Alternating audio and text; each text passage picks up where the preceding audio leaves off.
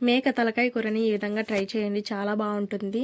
తలకాయ కూరని ముందుగా నీళ్ళతో శుభ్రంగా కడిగి నీళ్ళు గట్టిగా పిండేసి కుక్కర్లో వేసుకోవాలి. ఇందులో పసుపు ఉప్పు వేసి కలిపి మూత పెట్టి స్టవ్ పైన 5 విజిల్స్ రానివ్వాలి.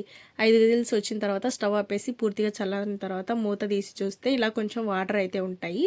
ఇప్పుడు ఇందులోకి మసాలా రెడీ చేసి పెట్టుకుందాం.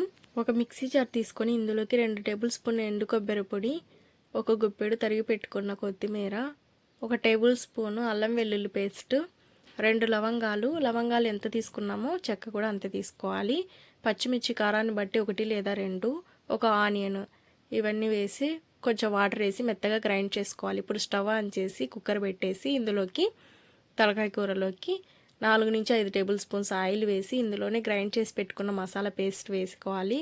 ఇంకా మిక్సీ జార్లో ఇంకొంచెం వాటర్ వేసి అవి కూడా వేసి కలిపేసి ఇప్పుడు ఇందులోకి కొంచెం పసుపు, కారాన్ని మీరు తినగలిగే కారాన్ని బట్టి 1 టీ స్పూన్ నుంచి 1 టేబుల్ స్పూన్ దాకా కారము, 1 టీ స్పూను ధనియాల పొడి, రుచికి సరిపడా ఇంకొంచెం ఉప్పు వేసి మళ్ళీ ఒకసారి కలిపేసి మూత పెట్టి ఒక 2 విజిల్స్ రానివ్వాలి. 2 విజిల్స్ వచ్చిన తర్వాత స్టవ్ ఆఫ్ చేసేసి కుక్కర్ మూత తీసేసి ఒక గిన్నెలోకి సర్వ్ చేసుకోవాలి. చాలా బాగుంటుంది టేస్ట్ అయితే మాత్రం. వీడియో నచ్చితే లైక్ చేయండి, సబ్స్క్రైబ్ చేయండి.